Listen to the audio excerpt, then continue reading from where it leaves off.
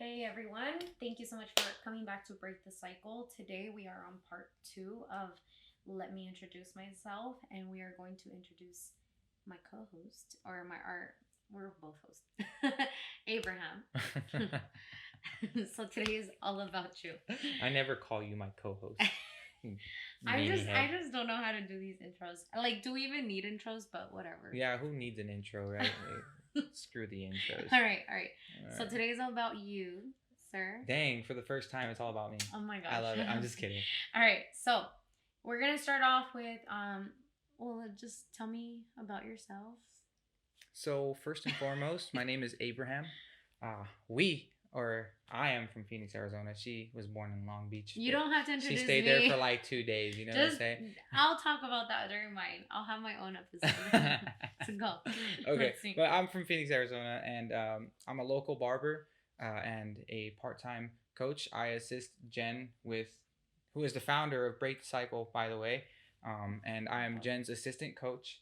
And I love you. I love you. Yeah, it's because I really am the assistant coach, honey. Okay. You know what I'm saying? You do handle the majority of the business. Let's just be honest here. It's all team effort. Yes, it is. Okay. It is. But right. I am an assistant coach. And yeah, so basically the reason why I got into all this was because of yours truly right here, my beautiful wife. And I saw what fitness and nutrition was doing for her. And when we first started this journey, so tell me about that. Let's rewind in the past. Yeah. Sure.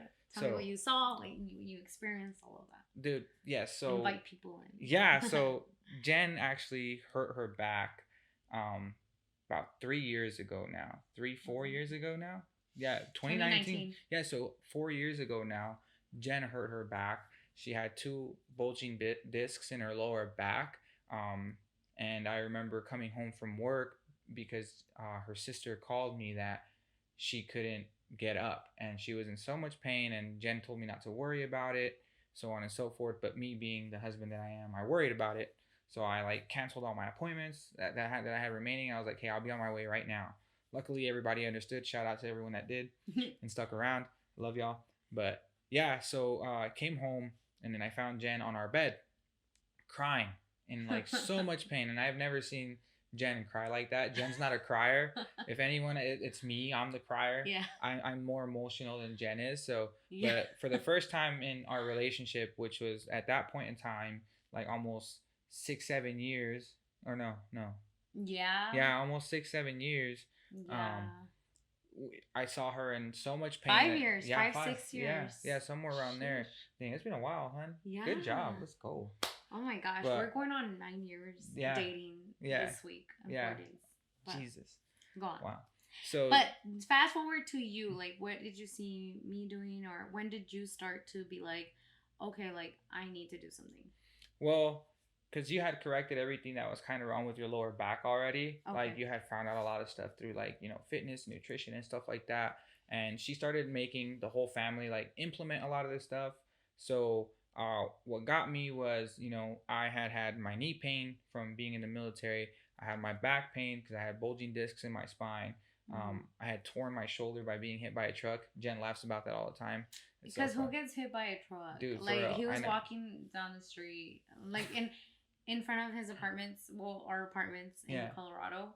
Like, he was walking down the street and then got hit by a truck. I literally thought he was, like, kidding, joking. Like, I thought he was lying. Like, it turns out he actually got hit by a truck. Yeah, funny story. We'll talk about that later. Yeah. But, yeah, so, I had a lot of injuries that were wrong with me. And my knee being one of the biggest ones, and my back, too. Just because I had to stand all day. It sucks, like, standing all day, being stiff, and having all those injuries as a barber. Not fun at all. But tell me, do you, like, because I get this a lot with, like, clients. Like, most people don't notice something's wrong until you're like, oh, there's something wrong, right? Like, because you're in those positions. Like, for example, when I was sitting at a desk for so long, I never really, like, took that as the reason for my pains. You know what I mean? Yeah. Did you ever notice? Yeah, I did. I did notice that, like, after a really, really long day of work, like, my back would be super stiff. And there was one time I came home from work and I told Jen, I'm like, hey, can you check out my back? And she's like, dude, like, it's inflamed. Like, it's, like, swollen.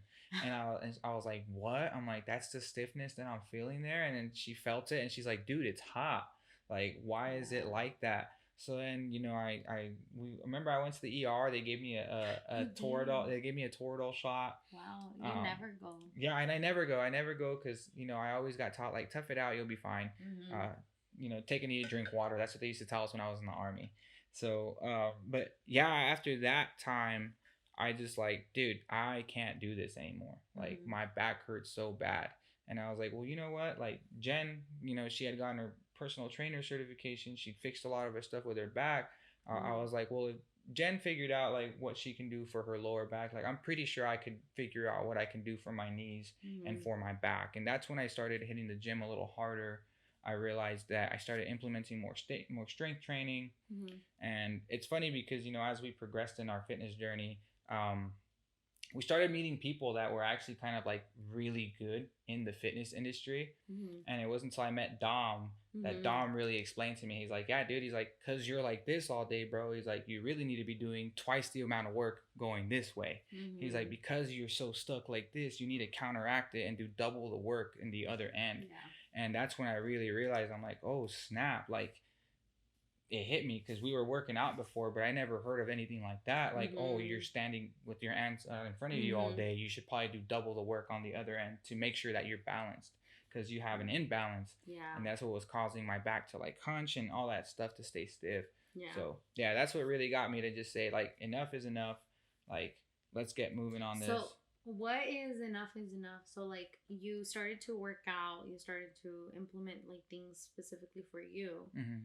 Which everyone needs something specifically for them and their bodies. Yes, you can have like a workout plan, like squats, lunges, whatever. But you need something that's specific for you, especially like warm up mobility and stuff like that. But what were you doing before?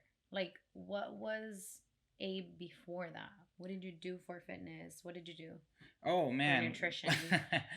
Tell us about that. For nutrition, I was really resistant to whatever Jen had to say. I was trying to get calories from freaking mass gainers and stuff like that. And oh my god, she would tell me stuff about it all the time, and I started realizing it was really bad for me because like as soon as I would get done drinking this thing, I would have to run straight to the toilet, and it's just like, dude, like that should not be normal. You know what I'm saying? Like it should not be normal that you're drinking a protein shake and then immediately if you just after buy that big red bottle from Amazon, stop from BSN, like nothing like or BNS or something like that. I forgot don't what do it. Called. Yeah, it was BSN. Synthesis, something. Yeah, Synthesis. Yeah. Or True Mass. Yeah. Don't get that stuff. It's junk. It's terrible. The ingredient quality. We'll get into that in another episode. Oh, yeah. But so for nutrition, I wasn't doing the best either. So it wasn't until Jen really told me, she's like, hey, dude, like you should probably incorporate like more whole food nutrition. And the moment that I actually started doing that, I started noticing a lot of my pain was actually going away. And I think it had to do, like we were saying earlier about the protein shake or whatever, like the ingredients in your food really do matter. And then sometimes they can actually enhance the pain that you actually have because a lot of them like promote inflammation. Mm-hmm. So like I think that's why my back was so inflamed that day because I wasn't eating the best stuff either. But it wasn't until we switched that around and Jen was like, here, start eating more like actual real protein, like from an actual animal or something that is an actual food source, not a freaking protein shake that's just slapped together in a factory, Yeah. So that's when a lot of my pain actually started to go away. That's when you actually got cut. Yeah. When I was coaching you. Yeah, I did get pretty shredded. What would you say is like for you, what is the greatest benefit of like making this a lifestyle? Because most people think that like they're gonna start and then like there's like an end goal, there's an end time, and that it's gonna end. Like they don't need to do any more like dieting, right? Yeah. Like anymore. So what do you think about that? Dude, honestly, I have found and we have found that the diet that is the best diet is the one that works for you the best. Some people do really well on high fat, stuff. Some people do really good on high carb and low fat. So like for me, Jen realized that what was actually working for me was a more higher carb diet because I required the energy a lot more. So now we incorporate a lot of fruits and a lot of stuff, and then it's not even just like I'm not eating this anymore just because like I need to reach my goals. Like I could give two craps about how I look. I work out now and we eat good, so I genuinely look good. I'm not gonna be overweight at any point in time if I keep going this way. Mm-hmm.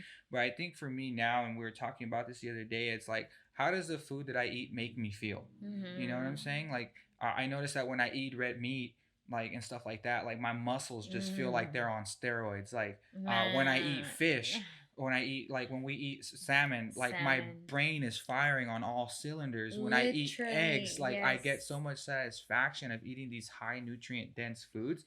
And the one of the most recent revelations, and I had been steering away from this for so long, and Jen will tell you, it's avocados.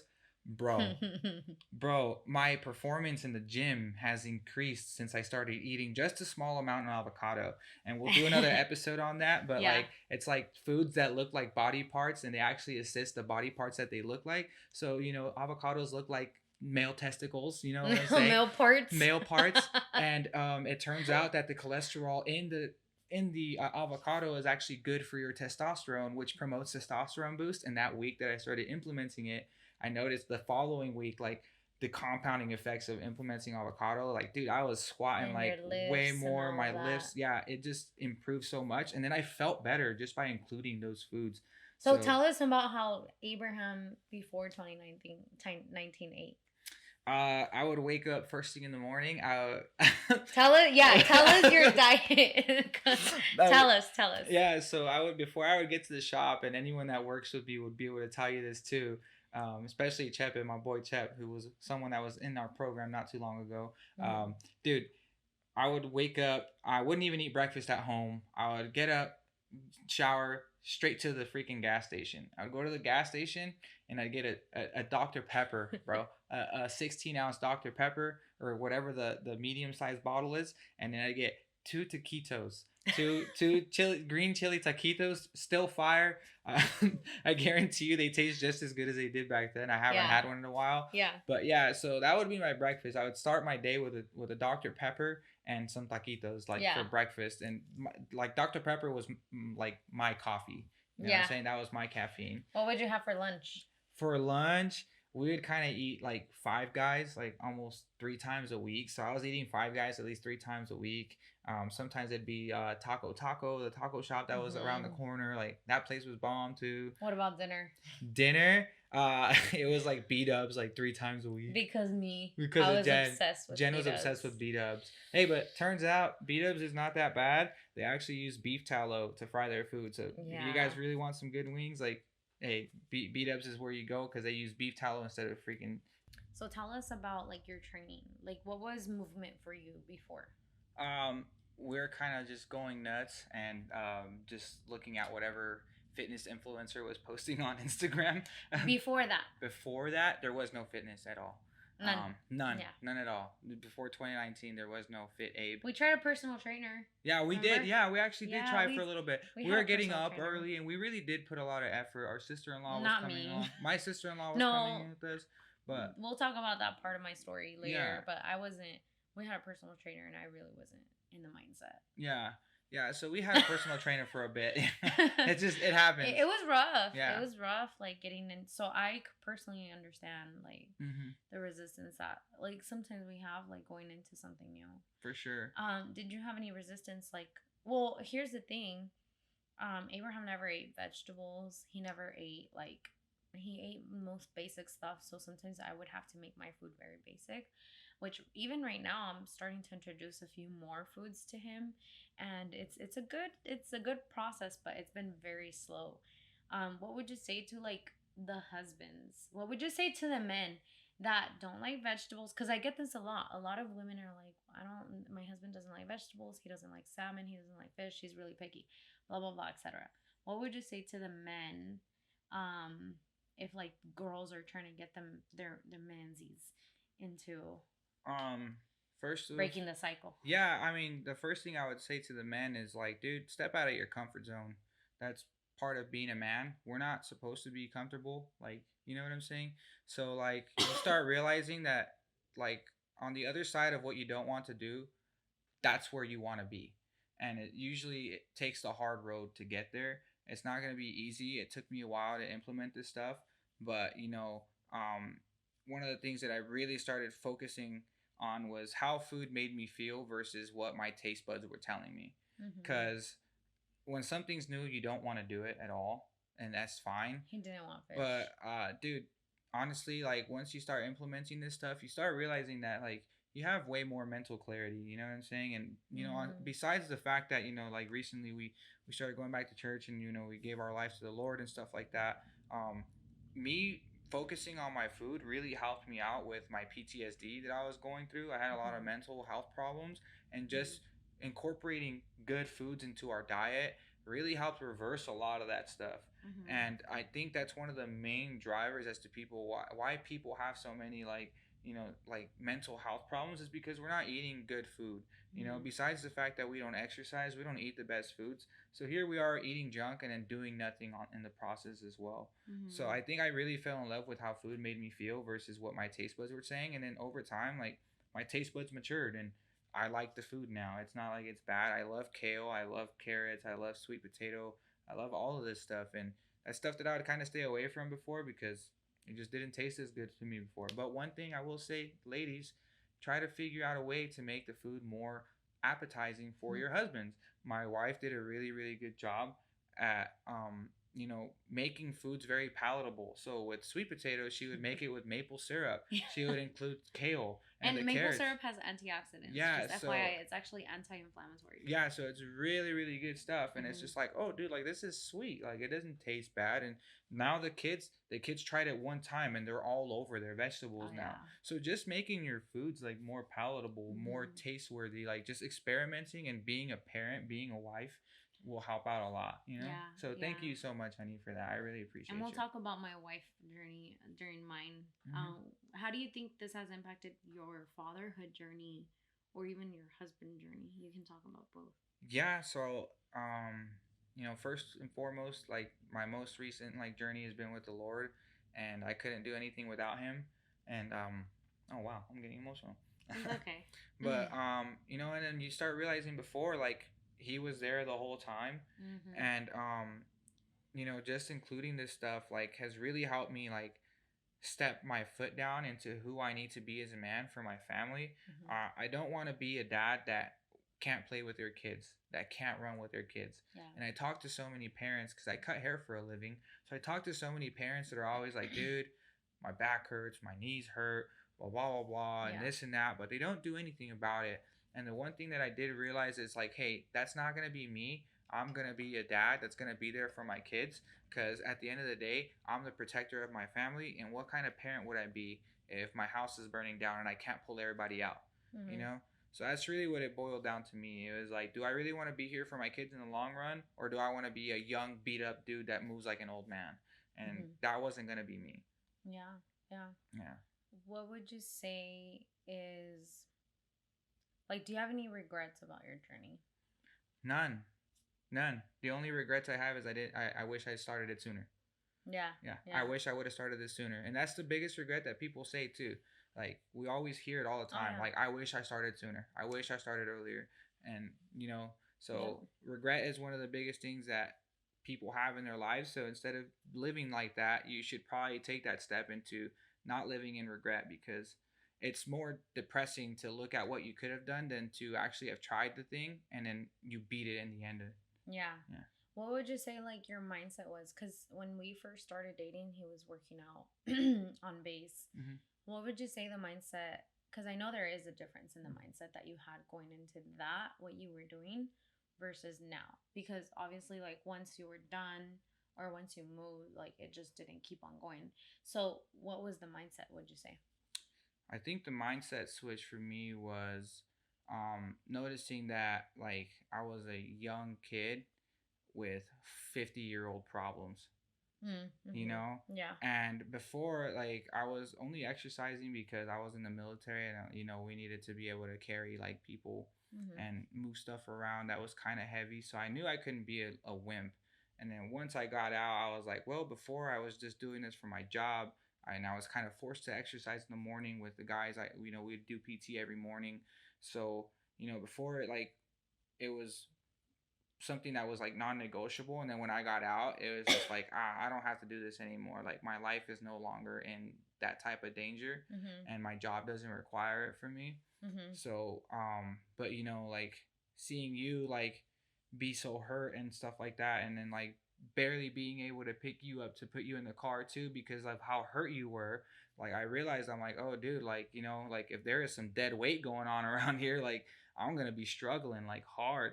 Yeah. And you know, and Jen like couldn't assist herself at that time, so she was really really just like her weight was just like on me, and I had a hurt back, I had hurt knees, and I couldn't do it. It's like my legs went numb and like it just hurts them. I can't describe that pain. Yeah. Your heart has changed because you know your recent walk with the Lord. What would you say is like the difference? The difference between like where were you last year, today versus today? Shoot, man, I was lost. I was lost. I had no sense of direction. I didn't know where to go. I was kind of like, if for those of you who are military, I was doing land navigation without a compass, you know, and then you know we came to the Lord. It sucks that it took you know the loss of my mentor for that to happen, but you know obviously the Lord works in you know whatever ways He can, and I think once you know I found Him, like you know I started meeting other people who were getting in touch with the Lord, who had let go of certain things that were holding them back. And we'll invite some of them on later on in future podcasts so they can share their story. But just seeing the way that that God worked in other people, it you know opened me up to coming back to church, and then just seeing the way that the Lord worked with you and helped you break out of a lot of the stuff that was going on. Really like made me continue to take that step forward, and then just you know all the little nerdy stuff that I like to look at, just like doing the research and then finding out that it's all real. It's all real. It's we have the most evidence for Jesus than anything else. We have more evidence for the Bible than anything else that we do. So it just made the most sense, like not even just like on the logical sense, but on the spiritual sense too. Like if it's real physically, then it must be real spiritually. And that's really where it hit me. And you know, God is good. Jesus is the way, the truth, and the life. And if you guys deny it, it's all good. You know, you don't have to do it, but He's the truth, man. He's the truth. He is the truth. Now, I guess we'll like end it here, but what advice would you give to someone who doesn't necessarily have training in their life, maybe nutrition, they're just like, you know, going about their, you know, business. What would you say to someone regardless of their age, like if you were advocating for fitness and nutrition in their life? Start with what you can.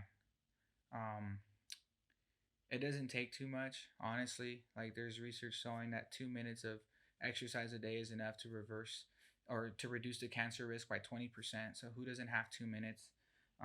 You know, who can't eat a little bit of extra protein to drop some weight, because protein, you know, promotes your metabolism. So weight loss and all that stuff. Protein is so good. Yeah, so just like start where you can. Like even if it's just a baby step, like it's not something that you're gonna learn and be good at right off the rip. It's just like walking, and you know, just you see your baby learn how to walk and he falls multiple times. They fall multiple times, but they don't give up. So that has to be you. You also have to come at everything like if you're a newborn child, you can't quit. You can't quit, because if you never take the second step, you're never going to take the third, fourth, and fifth, and you're never going to get better at anything. So I think just like starting where you can and compromise where you can. And then as that gets easier, you compromise in other places to continue to promote your health. And that's been the biggest step for us. We never started like full blown, you know what I'm saying? We kind of messed up, got back up, figured it out again, fell again, and then just kept going. So a lot of people, just one last question. A lot of people think that fitness, nutrition, like from the recent years, decades, whatever, that it's very like a strict thing, kind of like a prison, like, oh, I don't want to live like that. Some people are like, you only live once. What do you think about that? Well, first of all, you don't only live once. Let's just start with that. Your second life starts when you realize that you left the last one behind. And I think that if you do only live once, you might as well make this the best of it. You might as well try to live out as much as you can for it, because that whole mentality of YOLO is honestly, I'm just gonna say it, it's dumb. It's dumb because when you really start focusing on your health, you start realizing that you can have a whole long life ahead of you. And if you're just gonna be lazy and not do anything about your health, then you're gonna, there's a fee. People talk about a fee all the time, and you pay the $10 at the beginning of the day or at the end of the day. But you're either going to pay for your health with nutrition and good food, or you're going to pay for your health with hospital bills. So you decide which one you want to be. Do you want to pay thousands of dollars up front so that you don't have to pay tens of thousands of dollars later? So yeah, that's what I would say to someone. So for you, just to finish it off, what was the alternative? Right now you're like working out. It's a part of your life. Nutrition, it's a part of your life. We cook at home most of the time. What's the alternative? Like what would have been at risk if you didn't pursue this type of life? My marriage. That's for starters. Our marriage probably would have been completely rocky. I never would have addressed none of the mental health issues that I had. Probably would have continued to have back problems, knee problems, and so on and so forth. And life would have just been not pleasurable. I would have been living life for the little 2-week vacations that we get instead of, living life for actually feeling good every day. And I think, yeah. I like that. Yeah. I love it. So, anything else you want to say, babe? No, I mean, just put your faith in whatever you're doing and trust the process. Yeah. And we'll see you guys the next time. All right. Thank you, guys.